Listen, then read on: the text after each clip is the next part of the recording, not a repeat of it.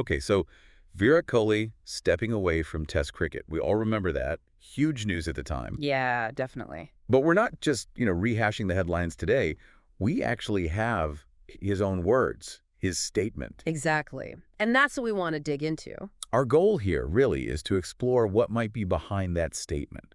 Try and understand his perspective a bit more. Right. And we're focusing on that key phrase he used. Not easy, but feels right. Seems simple, but for someone like Kohli at that level, wow, there's a lot packed in there, I think. Okay, let's start with the first bit then. Not easy. What did that signal to you?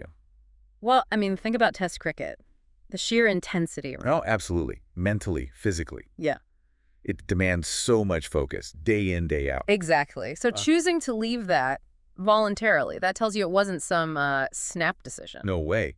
It suggests years of dedication, constant pressure. Not easy. Feels like an understatement almost. It really does. It hints at maybe a real internal struggle, a significant wrestling match, like you said. Yeah. Giving that up. Yeah.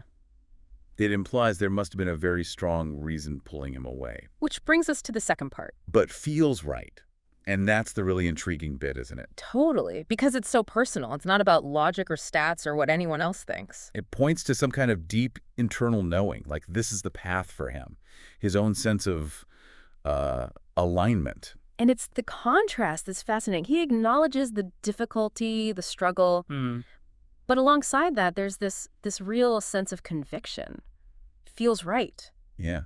It suggests he was prioritizing something personal, perhaps his own well-being or values, over just continuing the success everyone saw. I think so. It speaks volumes about maybe putting personal peace or clarity first. So what does this decision frame this way tell us about someone like Kohli, making that call based on an internal feeling? Well, it shows, I think, a remarkable level of self-awareness. Right. And courage, too. Right. Especially when you're that famous under that much scrutiny. Absolutely. The whole world is watching, expects you to carry on, break more records. And yet, he listens to that inner voice.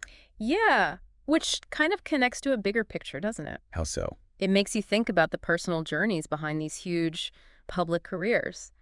We see the highlights, the wins. But rarely the internal stuff, the doubts, the decisions that lead to these big shifts. Exactly, the internal dialogues. And it reminds you, even people at the very top of their game, they face these deeply individual transition points, often involving that kind of internal conflict. Yeah, it suggests that external success, trophies, fame, maybe that's not enough if something inside feels off.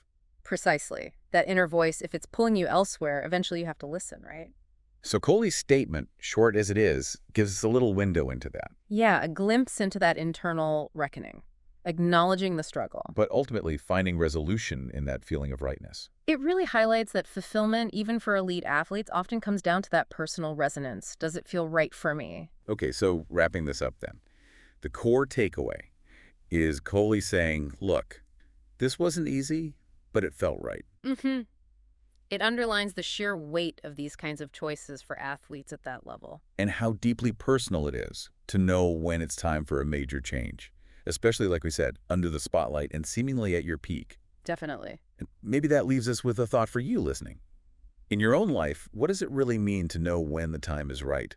For a big shift, a major transition. Yeah, especially when things look good on the outside or when others expect you to stay the course. When does that internal feels right signal become undeniable? Something to think about, isn't it?